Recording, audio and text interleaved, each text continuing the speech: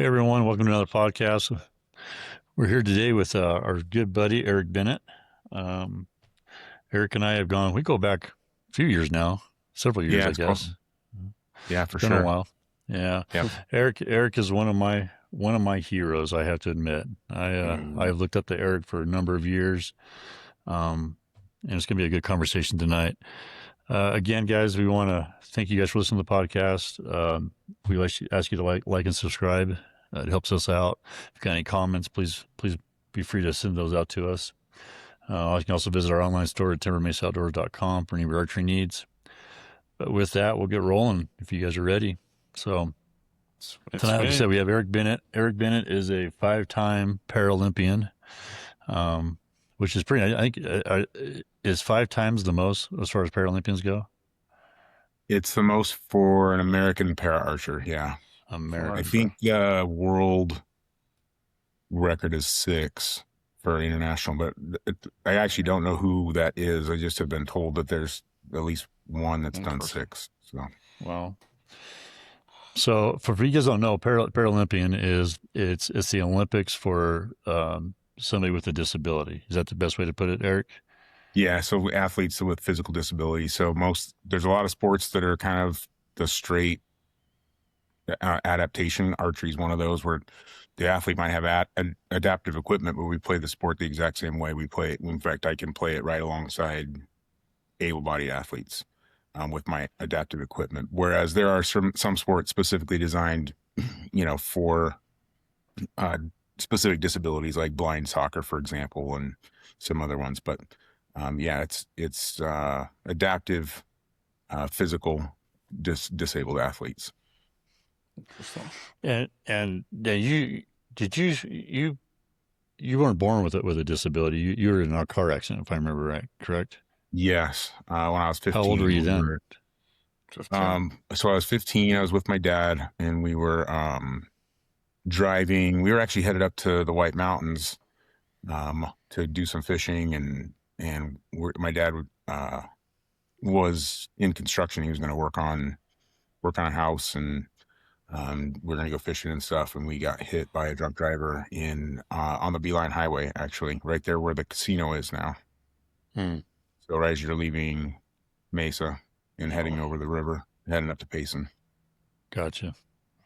Did you shoot a bow before the accident?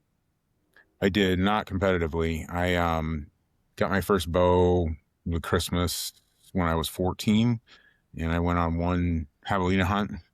But I shot a lot. I on my own in the backyard, and I loved to shoot my bow. And then obviously the accident happened when I was 15. Wow. So after the accident, I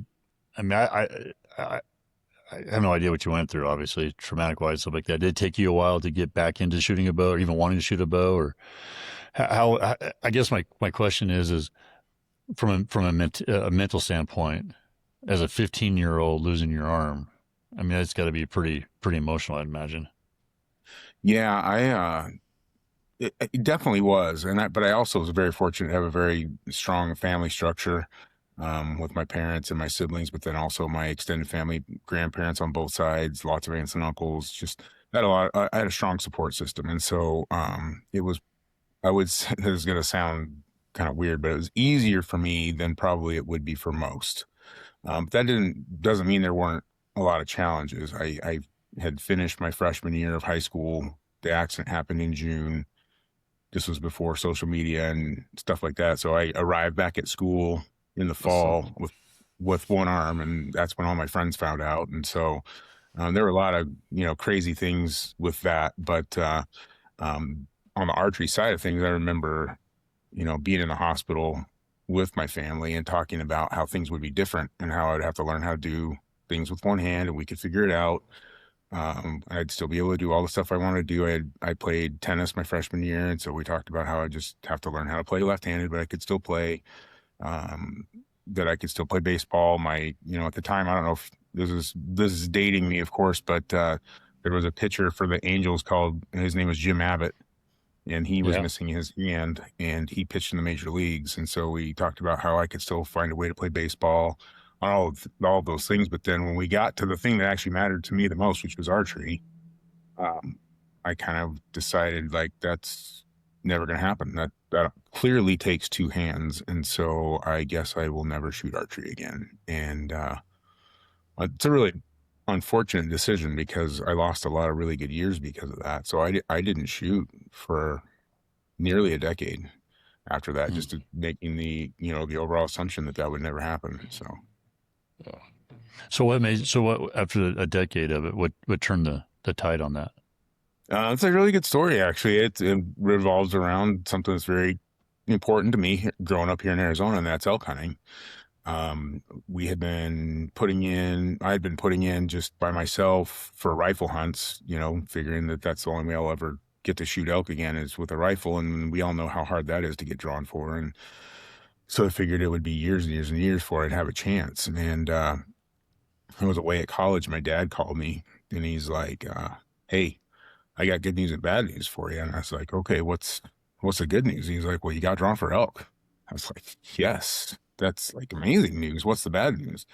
He's like, well, I put in the wrong hunt number and it's an archery hunt. Oh no. and I was I wasn't really happy at that moment on the phone call. I was like, are you kidding me? I've just lost like 10 years of points and it's a archery hunt and I'm not going to be able to do that. And my dad, to his credit, was very positive and said, listen, we'll find a way. We're not going to let the tag go to waste. And so I said, okay. And I came home from school for the summer and he had this ridiculous idea. He said, hey, I've been thinking about this a lot. And I saw this documentary on the National Geographic Channel where there's this tribe of hunters in Africa that hunt big game with these big longbows. And he said, but they don't shoot them the way everyone else shoots them. They shoot them like a human crossbow. They sit on the ground and they hold the bow with their feet and they pull back and shoot these big spears and they hunt big game that way. And he's like, why don't we do that? And I laughed at him and I was like, because it's dumb. Like that's the only like that's the dumbest thing I've ever heard. And so he's like, no, we're gonna make it work. And so we did. We spent hours and hours in the garage. My dad's comes from construction, is very handy, and we took an old Martin bow and turned it sideways and found a way to put some foot stirrups on it and turn the rest so that it was 90 degrees. And I went and hunted archery elk that fall, and I killed one. Really? You killed it like that? That's awesome. Yeah, it was a cow hunt. It was a cow hunt, and so I started shooting this foot bow, and it was terrible. I mean, it was like doing a permanent stomach crunch. Like you're to come into crunch position and like aim and like try and hold that while you're aiming and shooting. And so, when I would practice, I could probably only shoot about 20 arrows before I was done, and but I could hit a paper plate at 20 yards. And that was it. Like I couldn't hit anything beyond that. And I couldn't hit anything closer. Like it was 20 yards. And so, but then, the universe smiled upon me and we picked the right, tank to sit on with the right trail. And a cow came in and literally stood broadside for me at 20 yards. And, I was able to harvest my very first, archery elk on my very first archery hunt. Well, as an adult, at least. Yeah. Worth That's one a arm. crazy story. That is I know. absolutely Yeah, it is pretty story. crazy. All instinctual shooting, I guess, because it'd be kind of hard to get a sight figured out. We like kind of rigged this deal where I actually used an aluminum arrow that was hollow, but I rigged like an aiming tube. That's why I could only shoot at 20 yards. Like I had to look through this tube at what I was shooting at, and if it was 25 yards, then I was going to be way off, and if it was too close, I was going to be way off. So it had to be almost exact. So I was really, but that, we picked the trail, paced off exactly 20 yards. The one good thing about the way I would shoot with my feet is that I could lay down, so I could like crawl up under trees. I didn't have to build any blinds or make anything. So it was really convenient that way, where I could just sit and have my legs pointed in the right direction, and it worked out. Interesting. So is this like the aha moment that, hey, archery is still in the game for me then?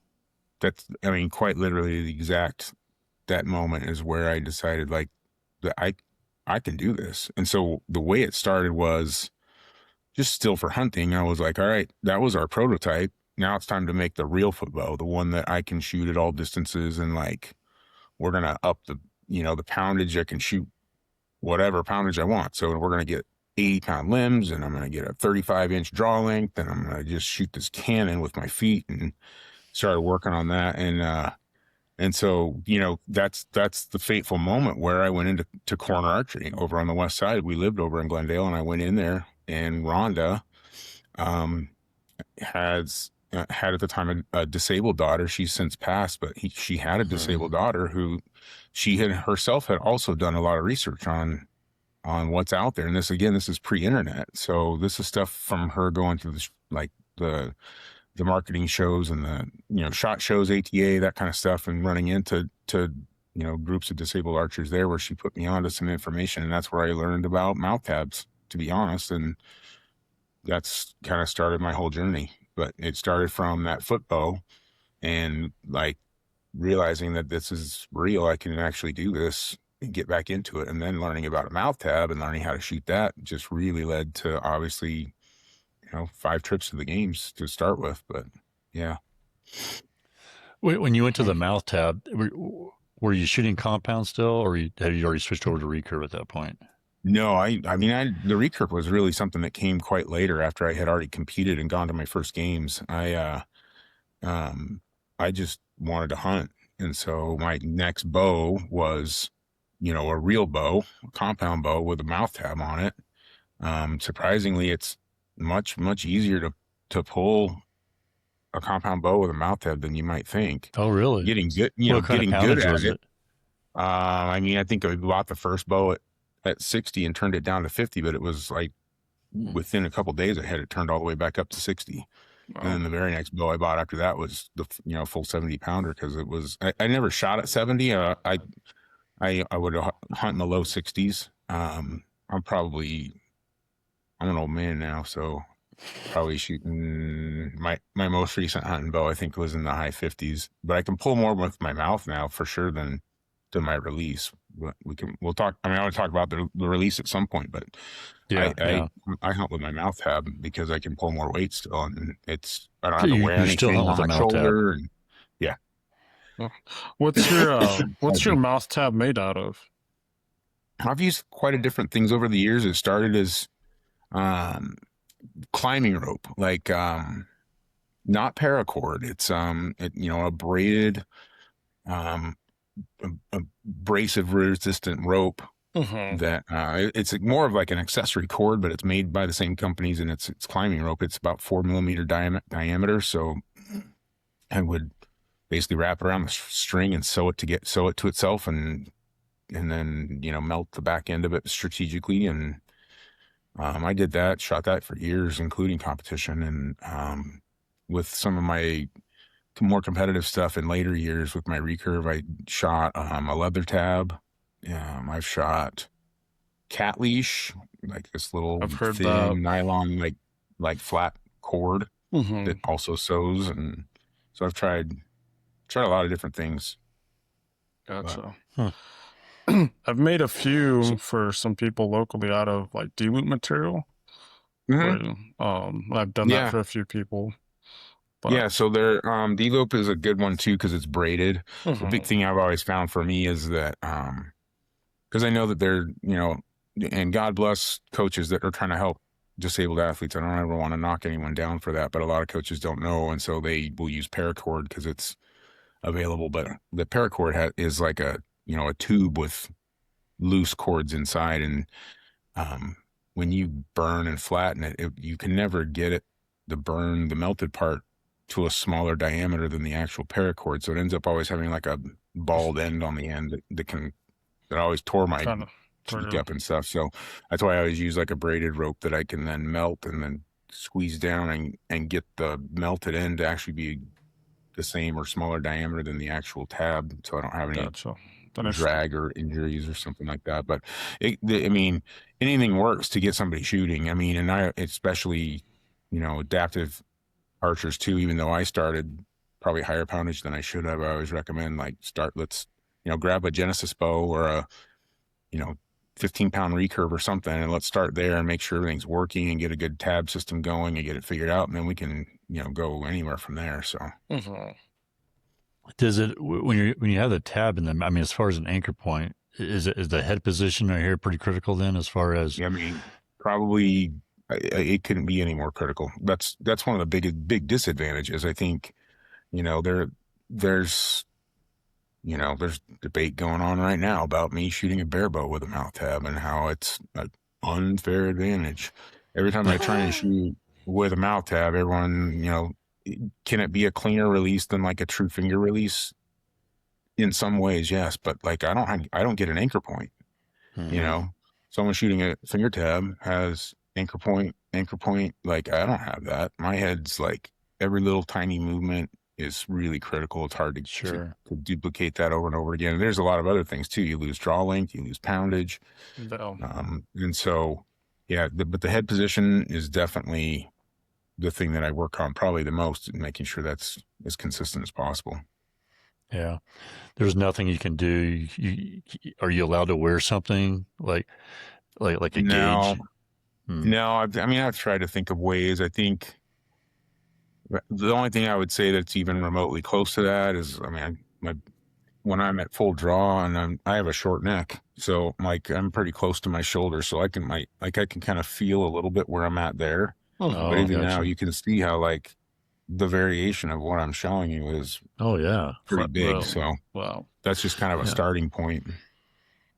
And what kind of meters are you shooting in the parrot? With the competitive, when I started shooting competitively, I started with a compound and shot competitively with a compound for a number of years. But when I switched to Recurve, Recurve shoots at 70 meters. So truthfully, a little bit of head movement is a huge difference of 70 meters. It's huge, yeah. When I first started shooting competitively, though, too, this is how old I am. And when I was shooting a compound, we were shooting at 70 meters then too. Yeah. It was before the 50-meter movement. So when I moved to Recurve, I was shooting 70 meters. I went back to compound briefly, and then when I came back to compound, that's when it was at 50 meters, and that was the first time I had ever done that. But I only did that for less than a year before I went back to my Recurve in terms of competitive stuff. Going back to you're bow hunting again, you're back into archery. When did you make the decision that, hey, I want to try for the Paralympics? That came really quick, to be honest. So at least I wouldn't say Paralympics, but competition. Once I started shooting a compound with a mouth tab and hunting, getting back into that, then I was a 3D, fiend. That's all I wanted to do was shoot 3D, and I shot tons and tons of it. Won a couple Triple Crowns, won Bow Hunter Happenings. Like I shot a ton of 3D. And you're winning against able shooters. Yeah. At first they loved having me when I was always finishing last, and then when I started winning, they all of a sudden they didn't like me as much. They didn't want you out there as much. Yeah. But that was all it was all with my mouth tab, and it was great. I loved it. And that's when I started shooting for Rhonda, and like it was a fun time, and it was I peeked into the Paralympics, but at the time the only way you could shoot in the Paralympics was with a recurve, which ironically is what I've had the most success with. But at the time I was like, well, I can't shoot a recurve, so I'll just shoot my compound, and I guess I won't, kind of look at the Paralympics. And so when I started shooting again, the flip bow, the mouth tab, that was all in right around 2000, right in there. And in 2006, is when I found out that, they were going to have compounds in the Paralympics for the first time. And so for 2008 for Beijing. And so I shifted focus completely and started preparing to make that team. And, I was still shooting my mouth tab. I went to my first world championships in 2007 was my first international tournament shooting a mouth tab. And I lost in the semifinals to a Canadian archer who's a dear friend of mine that was shooting a shoulder release. And I vowed, like, that was October of 2006. No, 2007.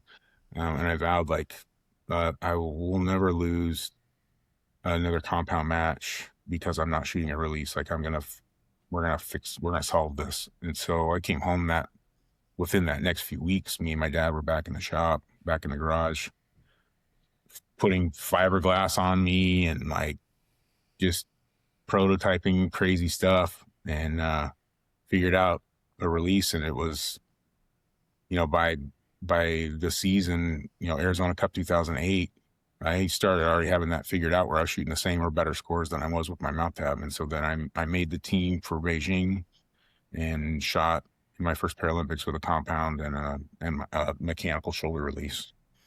And you guys developed a mechanical release of your own, you and your dad, the whole thing? Yeah, so much. It was a little bit different than my buddy from Canada, Kevin Evans. He wore a harness with a release on it, and he had formed a bar, for lack of a better description, that he would then activate by pulling into it with his head, or pulling it into his, but it was bar, like a pressure against his face activated. Mm-hmm. And I felt like that would make me have to move my head position and take away some of my accuracy. So my dad and I developed a cable system. So we use a camera shutter release cable, and we attached it to the release. And then I used a clothespin and put it on the end, and I would bite down on it, and that would activate it. So then I could stay anchored in position, and then the bite was imperceptible, and it would release it and give me that clean release. And I shot that way for years, actually. Oh, so at the time, you're now, champion in 2007. You're now shooting competitively. You're making the Beijing team. As far as competition wise go, you talk about a guy in Canada. How many Paralympian archers are there at this time? Especially in the U.S. even. I don't know a raw number, but I do know that the compound division, when Beijing opened up, exploded, because the compound is such an adaptable piece of equipment for so many people with disabilities. And so, and that's how frankly, how it was, brought into the games, because in the Olympics until LA in 28, there's no compounds. But it was brought in on the Paralympic side because it was an adaptive piece of equipment. And so that division just exploded. It was very competitive, and we were shooting scores that were right on with many, able-bodied archers. I was still, we have para divisions here in the United States, and at some of the bigger tournaments, we still have our own separate awards and stuff like that. But, especially back then, we were just jumping in, shooting right in the main pro divisions. And, a lot of us were able to we're not podiuming them, we're not making the podium, but we're finishing top 16, and making it to where people don't want to lose to us, get beat by the guy with one arm. And so we were, it was exploding. It was growing. It was getting big. It was, and it was fun. It was, it was a matter of just trying to get better as archers, and it was fun. And you guys have a qualifying system as well to make the team? Yeah, so it's changed dramatically over, the course of my career. But there's there's quota scores that have to be shot. There's tournaments that have to be attended to. Then there's the whole classification aspect of it too. Like, you have to be classified and determined that your disability meets the right criteria, and et cetera. So we now here in the United States, it's a little easier than it has been in the past. But yeah, there's scores that have to be shot, tournaments, et cetera. So yeah.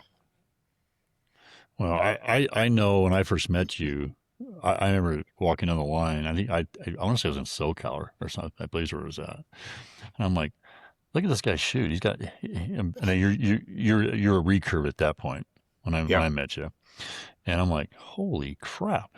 At that point in time, I was like, I'd have no more bad days. I'm like, Eric's out there. And then you get Matt Stutzman that comes along, And it's like, holy hell. And I've always been amazed at, you've never been one to say, hey, look at me, poor me. It's like, you're just Eric. And, I've seen you carrying your gear to the line, and, you got one arm full, and you got your other arm as much as you can full, hanging a bow on it. I mean, it's like, I've always had so much respect for you and Matt, for that matter. Yeah. It's never been, hey, look at me. Yeah. I think that, Matt and I are cut from the same cloth. There's a lot of my teammates are the same way, and that we aren't doing it. We weren't a disabled person looking for something to do. We were archers that wanted to shoot. And so like the benefit, the side benefit is that because I'm disabled, I have this opportunity to represent the United States, shoot overseas, shoot in big tournaments, be on the U.S. team, which is, an amazing honor. And I have that ability. But if that was all taken away, I'd still be shooting. I would still be out of Ben Avery shooting the Arizona Cup. Like I'm an archer, and I love shooting and shooting the best. And that's why too, with the whole disability part of it is, and I've said this to everybody the whole time, like I'll shoot against anybody. I don't care if you got forearms or what. I think I'm a better archer than you, so let's get on the line, and I'm going to show it by shooting him in the middle right now. So and I can attest to that. Yeah, I mean, I don't care what that method looks like. It's mouth tab, release, whatever it's going to be.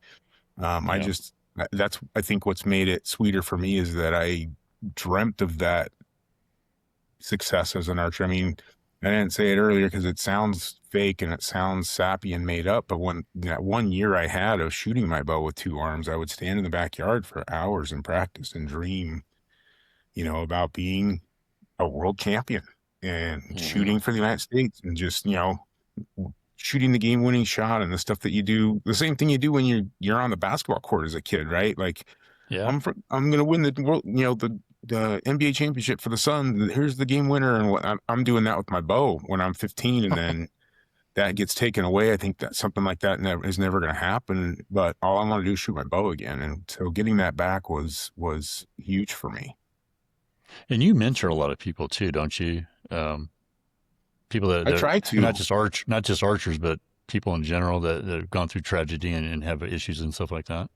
Yeah, I've met with a lot of people, and I've met with a lot of disabled athletes in different capacities in different sports, and I've coached a lot of archery too, and whether a lot of able-bodied archers, a lot of disabled archers.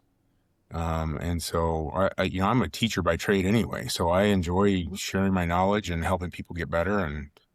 And so that's been a really, a huge blessing for me too in this sport, is as I got better and became successful and started winning things, but then also became better as a teacher and learned how to share that and mentor people and help them be successful as well. Well, I know you've worked with me in the past, and and I've been to other coaches and things like that. And I remember I don't know if you remember this. I was leaving Albuquerque from indoor nationals, and I was so frustrated. I was done with archery. I go, I'm done. And I remember I called you on the I-40s. I'm driving home and said, man, I need some help. And you're like, meet me in the valley. And unfortunately, being where 150 miles away, my schedule didn't work out. But you're a great coach. I tell people all the time, if you could have anybody coach what you do, I always say Eric Bennett, because I think a lot of coaches, and I'm not just on coach, but I think a lot of coaches, it's like a glory thing for them sometimes. Coaches I've been with in the past, it's more about hearing about their accolades and how they, and you were never like that with me. You're like, let's just figure this thing out and work away the way I shot. And I appreciate that so much. And, I remember calling you. Yeah, that's high praise. I appreciate that. And I do really appreciate those words, because I do try to just help people get better and shoot. I'm not posting pictures of me and you at a lesson on my, on Facebook, and look, here I am, blah, blah, blah. I've coached some very high level archers, but I'm not here to talk about that. I'm here to help them make better, get them. Well, you're extremely humble. Help them get better, right? Absolutely. And so that's kind of how I've always been. I don't know if you remember this, years and years ago. I think you and I just barely knew each other. And there's a guy that I met at a show, and he comes. I had a show trailer at the time, and he's in there looking at the stuff. And he's got his hands in his pocket, and he's like, "Man, I've always wanted to do archery." I go, "Let's do it." And he's like, he pulls his hands out, and they're just stumps, basically. He's like, "Yeah, I can't do it." I go, he's telling you he's a mountain climber, was in an accident, got stuck on the mountain, lost all of his fingers and his toes. Super nice guy. And I remember calling you and saying, "Hey, Eric, I got this guy. What can we?" And I think True Ball at the time had a release or something like that. You told me to get, and True Ball sent him that release, and that guy was in my shop, and he bought a bow. We're working with him.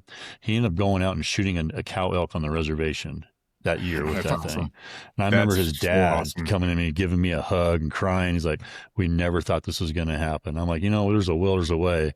And I remember calling you saying, "Man, if anybody knows this, it'll be Eric."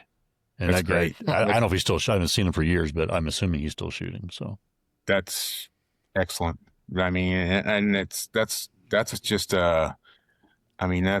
you got to experience exactly the feeling I have when I coach and I help people, and whether it's an able-bodied person getting over a target panic, or it's someone, an 8-year-old boy that just lost his arm and wants to just shoot a bow or whatever. In any case, those opportunities are priceless. We have a little guy down at your store, Antonio Mesa, Anthony. Yeah, and he's kind of like that. He's got kind of stump. I think he has most of his thumb and like half of his index finger. And actually, some kids at ASU helped get him. It's kind of like a collar that goes around his wrist, and his release is attached to that, and he can activate it with his chin now. I've been out to work with that young man a little bit out at your shop. I think they I remember you coming over to Anthony. Katie Belzner had me come out to one of the Joe ads. And I'd come out and work with him a little bit. Yeah, and we had another little kid though. Yeah. Go ahead. Sorry. Oh, go ahead.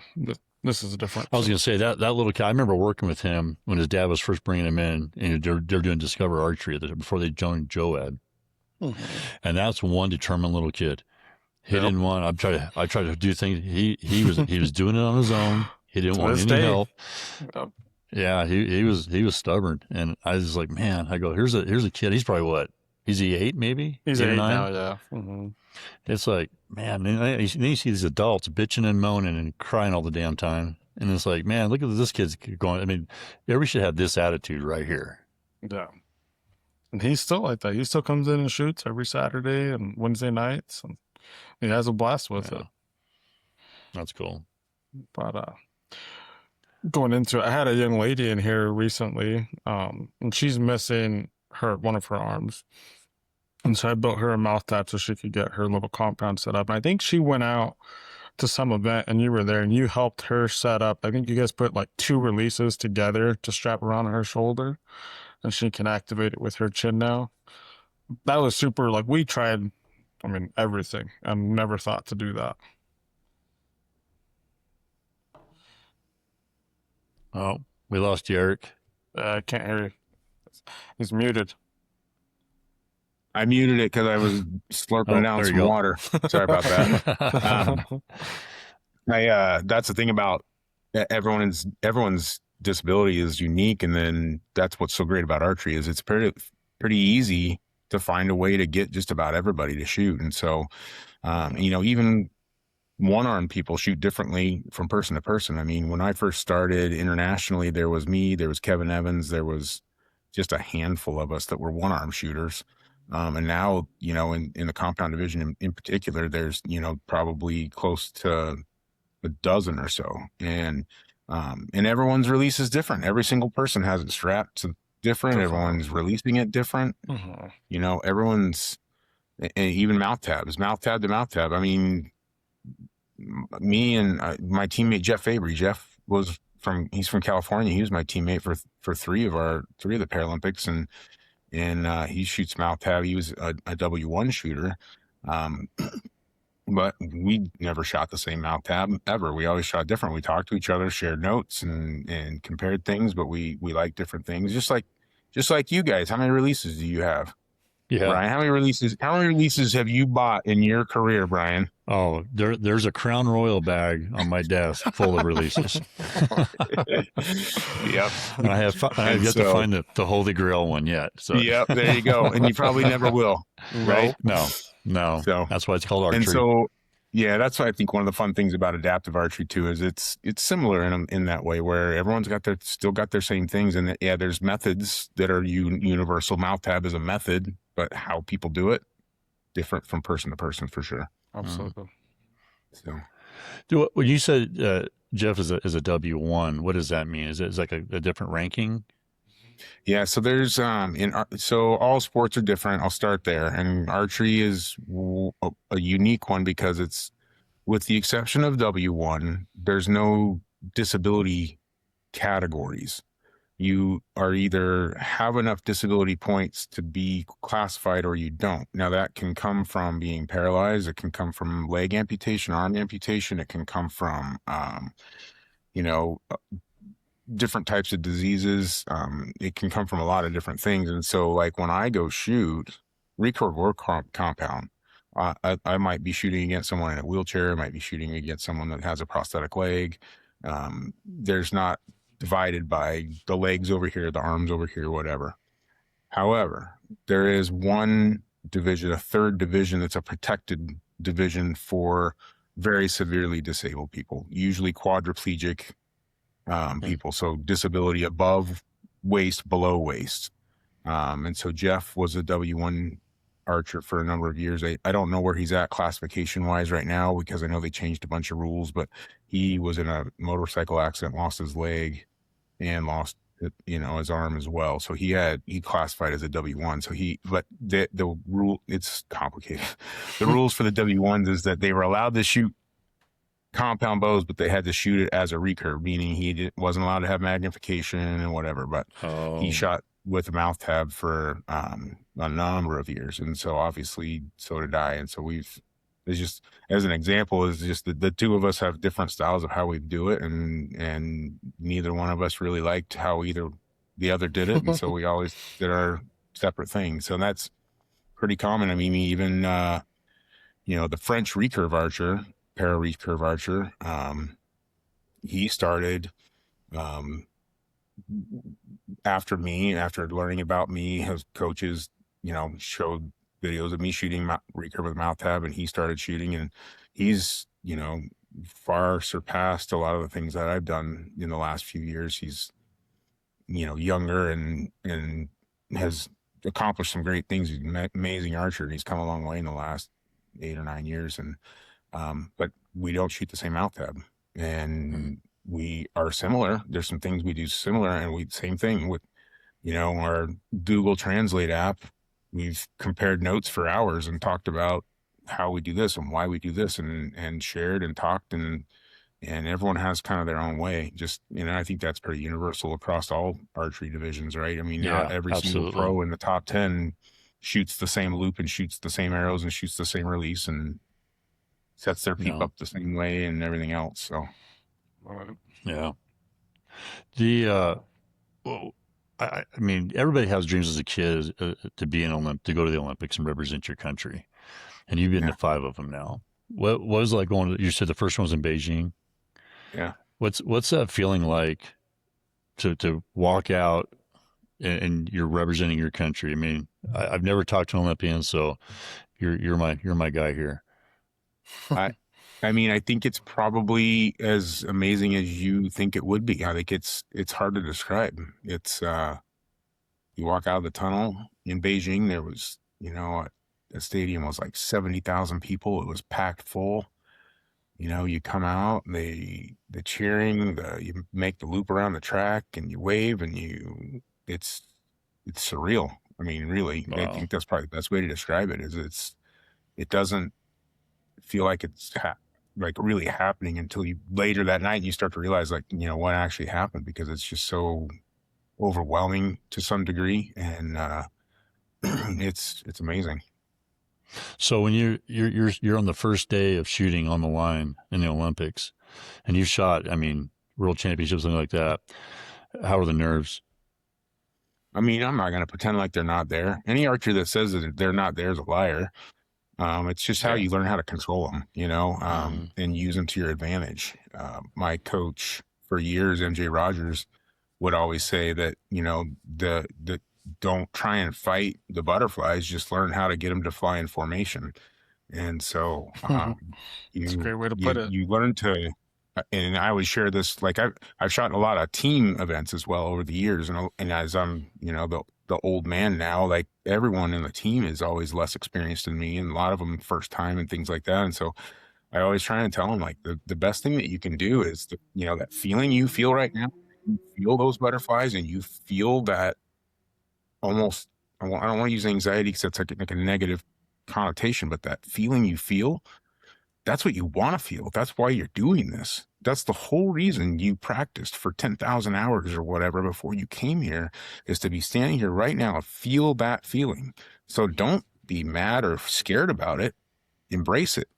Step out of yourself for a second and realize, like, you're getting ready to do something that almost no one ever gets to do. And you've worked, you've earned it, you deserve it. Embrace it. And when you learn to, like, seek that feeling, is when the confidence starts to come and the success starts to come. And it's not like it's gonna always be like that. I mean, the battle is always there. I mean, I did it for a long, long time, and it's really easy to think, well, shoot, when he went to his 5th Olympics, that's should be no nerves at all. False. I mean, it's the same. It's the same. It feels the same.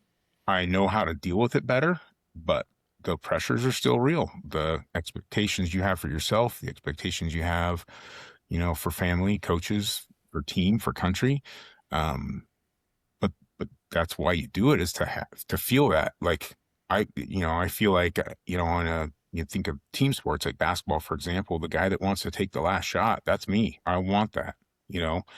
I might not make it, but I want it. I want to be that guy, and I want to feel that feeling and not shy away from it. Right. Well, that's what makes the best, I think. Let me ask you this, and this is more maybe it's more too more political, but right now the Winter Olympics are going on right now, and I'm sure you've seen the controversy out there of U.S. athletes, talking bad about the U.S. and not really feeling like they're representing the U.S. Being an Olympian, what's your thoughts on this? And I'll be honest, I try myself even to stay away from getting into political conversations. And I think the only thing I would say, and even this might come across as controversial, is just that I think what makes America great is being able to speak your mind and speak your freedoms. And that doesn't, I don't think that means necessarily that it's okay to come out and maybe badmouth your country per se. But I also think that, as an American citizen, people shouldn't be afraid to be able to speak their mind either. So it's kind of a tricky situation, because you are there representing the United States, etc. But I think that the vast majority of the athletes are making the right choice in not saying anything, and that's even what I kind of, how I feel even about it. And answering that question right now is, it's just easier, I think, to not go either way, because I feel like, I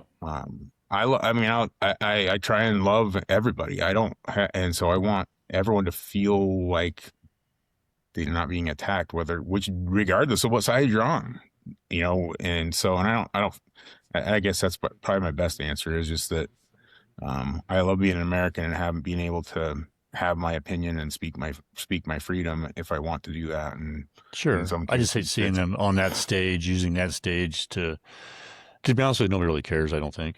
But, what their opinions are. I think we're here to watch you play sports and do whatever you're going to do. Yeah. Personally, I'm like, that's not the avenue to use that, including celebrities or whatever. But I just get frustrated when I see that. It's like, let's. I don't really give a shit what you think, type of thing. Yeah. It's like, I want you to everybody's got their own opinion. That's cool, but let's just get down the hill and win a gold medal and do that thing. Yeah. So. But I think the hard part too with that, though, is just that, like, and even right now is a perfect example, is like they put a microphone in your face and say, what do you think? Right. And so, 22-year-old Oh, kid. they're coaching it out, and they're trying to bring it out, and Yeah. it causes Yeah. problem. Yeah. And there, I would say that there's probably a majority of those athletes that have said stuff probably didn't want to and kind of got egged into it. And I've seen that. I mean, the games I can't think of any of the games I've been to where we had such kind of a controversial political climate. But like even then, with media training, they talk, ad nauseum about it. Like, don't talk about politics. Don't talk about this. And then they'll say, and it's true though, we're telling this for your own good. Like, don't do it. And so. But that's, with an international press, there and stuff like that, they're going to try and get those reactions out of there. So, Yeah, that's true. Yeah. I just, I think it's, bottom line is I'm proud to be an American and that everyone has the freedom to have their own thoughts. So, yeah, good answer. Absolutely. Back to archery. So, when did you make it? I guess when and why did you go from compound to recurve? Good question. So that happened sooner in my career than I look back now. I think, man, that actually really did happen fairly early. My intention was to shoot compound basically forever. What happened is that after Beijing, I tore my rotator cuff and in my good shoulder, and I had to get it operated on. And so that was, I think, summer of 2010. And no, it was after. So, I know. I back up. I actually missed an important part. After Beijing, I'm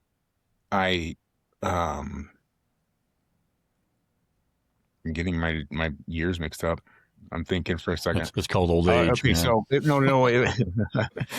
It's not, so here's what. So it was after Beijing. I had shoulder surgery, and while I was recovering from that, because of my rotator cuff, my doc was like, "Well, you're not going to be able to shoot for a while. Like if you want to come back strong and do what you need to do, we're gonna, make it strong, and we're gonna go slow." And we made choices like doing the surgery open so that he could, get it repaired the way that he wanted to get it repaired, rather than trying to do it arthroscopically, which would be much more minimally invasive. But he felt like he could make it stronger and do a better job if it was open. Like, we made some choices because of my archery career. And during rehab, when I was finally cleared to start just doing the motion, right? Just the motion of pushing a bow out. I had a bow. I got permission. I brought it into my therapist. Like, we figured out how to do this. We okayed it with the doc, and I brought in a bow that was like 5 pounds. It was like a Recurve bow that the limbs had even been like delaminated. So they were just nothing. Right. But I wasn't going to put my whole release on and get strapped up every time to hook to do that. So I tied a quick mouth tab on there and was just using that to pull. And as I increased poundage and kind of kept working on just getting that shoulder back the way I wanted it, the thought just kept occurring to me, like I would love to shoot a recurve, a true recurve in the Olympics. That would be amazing. And, but I'm not going to do it with a mouth tab, right? Which is ironic because that's what I ended up doing it mostly with. But at the time I was like, I'm not going to do it with my mouth tab. And so I looked into the Paralympic rules at the time for recurve, in that archers that were missing limbs were allowed to use release aids with a recurve. But even before my situation had come up, World Archery had already decided that was, now that compounds were allowed, because they weren't before. That was part of the reason that they could do that. Now that we have compounds, London 2012 is it. After that, you can't shoot a recurve with a release. So when I saw that too, remember this is summer of 2010, I was like, well, if I'm gonna ever shoot a recurve, this is it. It's only like, I got to do this. And so I learned, only one that's really that I know of has ever done it, at least at a high level. I learned how to shoot my recurve with my shoulder release. And I know shooting a recurve with a release just sounds like, oh, that'd just be so easy. And it was just awful. Like, it was really hard to do, to time the clicker and time the release. And like, man, talk about target panic. It was just, ooh. And I was successful. Don't get me wrong. I mean, that's the furthest I ever made it in the games. I lost in the bronze medal match. Um, and, but that was it. Like, I knew that was the end of recurve. And that's when I briefly went back to compound. I shot 2013, 2014 with compound. And then it was early 2014 when I started to like realize I really liked shooting the recurve. I really liked competing with it, and I want to do it again. And so there's a much longer story behind that, so I won't go into it, but I had to lobby with World Archery and whatever to be able to shoot it with at least my mouth tab, because they defined that as a release aid at the time. And so I had to really fight for that and let them know, like, that is not the same thing. Trust me, And so, got it approved. And so I started shooting recurve with my mouth tab. And then 2016 Rio was my first games shooting recurve mouth tab. And I shot 2016, 2021 Tokyo, and then most recently 2024 Paris, all shooting recurve with my mouth tab. And that's what I had the most success with. I still have never won a Paralympic medal, but I won World Championship in 2015, Team World Championship in 2019, set 2 world records, indoor and outdoor, all with my mouth tab and recurve. I definitely had the most success and was able to do the most things with that, and Pan American championships, Pan American golds and silvers, and just a lot of cool stuff. So it's and I've done it for three of my 5 games, right? So that's really like the bulk of my career. And like you said, Brian, I was already shooting that when you met me. So most people don't even know I even had that whole compound part of my career on the early ends. When I showed up to Arizona Cup last April, I shot Masters compound, and so many people that I've known for years and years and years thought I was like, oh my gosh, you're trying compound for the first time. I'm like, no, I'm coming back to what I got started in the whole time. First time, the whole time of 10, 15 years ago. So we had talked in Vegas last year, and you said you're going to compound and going to shoot compound this whole last year and stuff like that. So are we still shooting compound? I'm all over the place. Yeah. Are so you? yeah, like I'm in a weird spot, 5 games, team travel, all the stuff that goes with trying to shoot at that highest level for nearly 20 years has definitely been hard. And so, I do want to make an attempt and a run at making the team for LA. I think that would be amazing. It'd be a great way to finish and fully retire and be done with competitive stuff. And, but in order to even have any kind of passion to do that, because I really am on almost like a burnout type thing, is I wanted to step away for sure from the recurve. I haven't shot a recurve since Paris. My last arrow out of my bow with a recurve, an actual Olympic style recurve with sights and stuff like that, was Paris. And so I was excited to rebuild my release. I got that remade. I worked with the prosthetic guy to get a new shell done, like a whole bunch of stuff. And I got that done. I shot Arizona Cup and some other stuff locally. And then I took a lot of the summer off. I don't go into a lot of detail, but my mom got sick and then she passed. And so I wasn't shooting at all. And but then this indoor season, I went back to something I did a few years ago, and I started shooting my bare bow again. And that's always fun. I like shooting my bare bow. It's different altogether than both my compound and my recurve. And so all those things have been just me trying to get back my love for the sport and enjoying it and being able to shoot with my friends and get back to what got me started in the first place all those years ago, shooting 3D and stuff like that, so that when the time comes to pick up that recurve and start giving it everything I have, that I will have something to give and have a chance to, be successful and hopefully make that team and make 6. Yeah. You think that's going to be it after that? I mean, I know it's a long ways away, but my wife, she's in the other room. I'm sure she's dying laughing right now. I've been asked that question after every games, and I sincerely, all the way back as far as Rio in 2016, I said I was done. And all my press leading up to 16, I was like, I'm out, I'm done.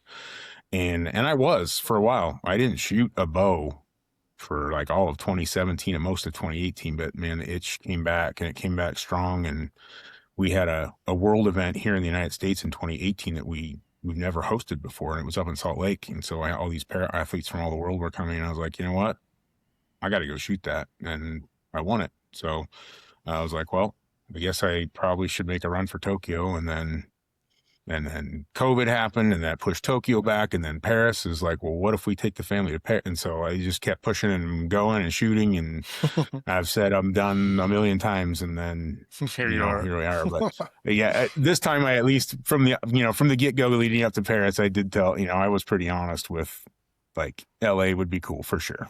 And I just don't know if I have it anymore. We'll see. Yeah. I'm 52. I'll be 54, during the trials and heading up to LA. And so, it's not that age really matters in this sport, because I think you can be incredibly successful for, a long, long time. And and it's just a matter of, I know what it takes, time wise, commitment wise, sacrifice, everything that has to go into it. And so I've got to, rekindle that and get ready, and just so that I can, give it my best effort. Because if I do throw my hat in the ring and go after it, I want it. I want to make that team, and I want to give myself that one last chance at getting that elusive medal. Yeah. Absolutely. When you're doing your qualifications and stuff like that, I mean, I'm assuming there's international shoots that are part of that qualification. So you're traveling a lot then, I'm guessing. Yeah. That's got to be pretty rough. Does your family go with you all the time, or? No, because it's so much. Yeah, it's all self-funded. Like I mean, that once you make the USAT team, certain trips are covered and stuff like that. But if I were to bring someone, that's all self-funded. So, and I'm a teacher, so that's what made Paris so special. Was, and the reason why I really did, after Tokyo, give it that one last push for Paris, is I wanted to give that opportunity to my kids and my wife to see me shoot, in case it was my last one. And so they were there. My wife, my two kids, a close cousin of mine, all traveled to Paris to watch me shoot and get blown out in one round. And but it was worth it. So that's cool, though. It was worth it. They were there. They were in the stands, and it was amazing. And we had a great time. And they have that memory now. And if I'm able to do 6 and they see me one more time there, then that's just, icing on the cake. Absolutely. So what's your most memorable archery, as far as competition goes? What's your most memorable tournament experience? Winning the world championship in 2015. And where was that at? That was in Germany. And that was my first kind of comeback. Remember, I shot 13 and 14 with my compound, and I was cleared and able to shoot my recurve with a mouth tab starting through 15. And so 15 was a really successful year for me. And but I won the world championship, and it's not the same as winning a medal at the games, but in many ways it's harder because the field is so much stronger. There's so many more archers, the bracket's bigger, like there's just a lot that has to go right to win that. And I shot great. I shot good from beginning to end, and I beat some really, really good archers, and I made it all the way and won, and it was amazing. It was really, really, really cool. And so that's awesome. That's by far probably my best memory, next to having my family there in Paris. So yeah. So yeah, I will probably start wrapping this up pretty quick. But as far as the hunting side goes of it, I know you're so wrapped up and you're so busy, competition, stuff like that. Were you able to hunt when you wanted to hunt, or did you have to put that kind of on a back burner for a while?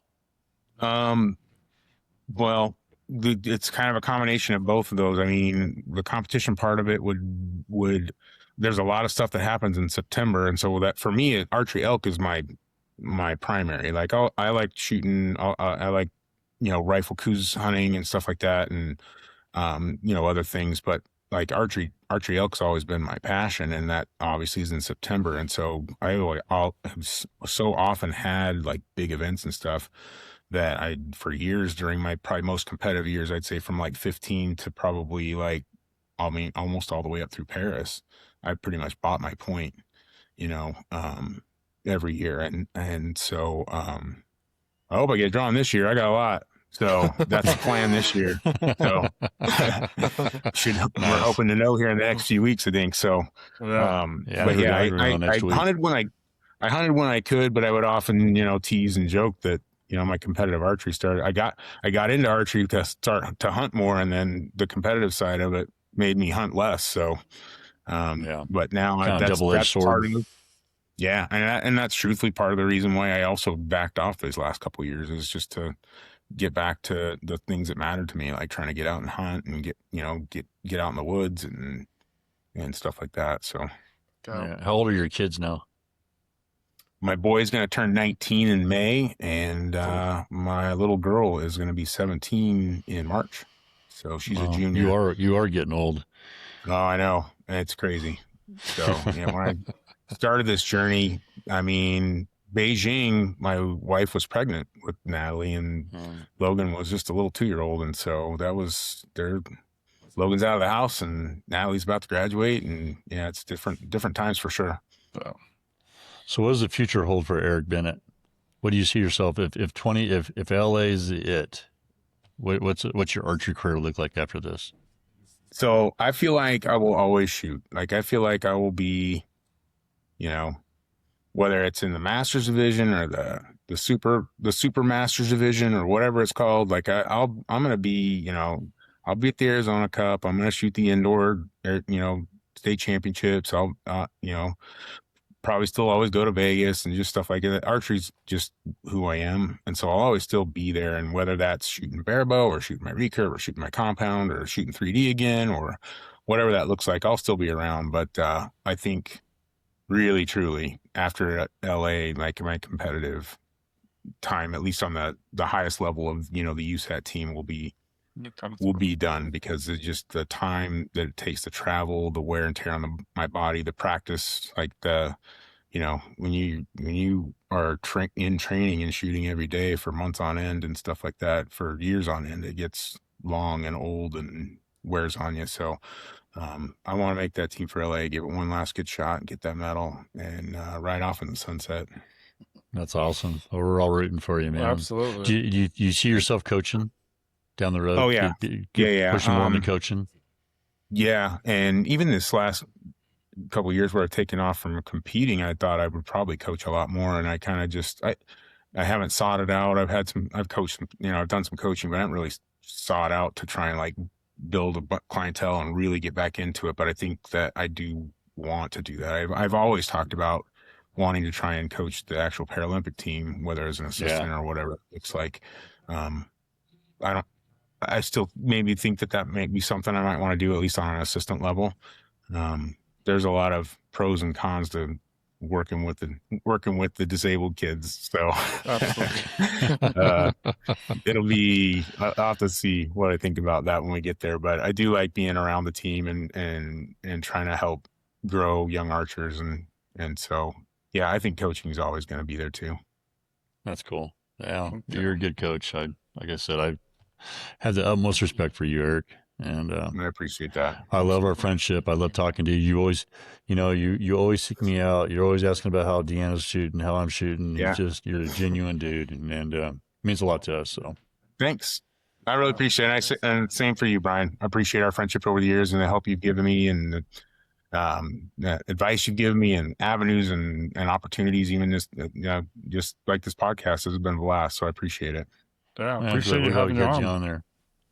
So, Anthony, right. Tony, you got anything you want to close up with? No, I think that's it. I think next time we need to go into a little depth about like how you add your mouth taps to your string and maybe show your releases off.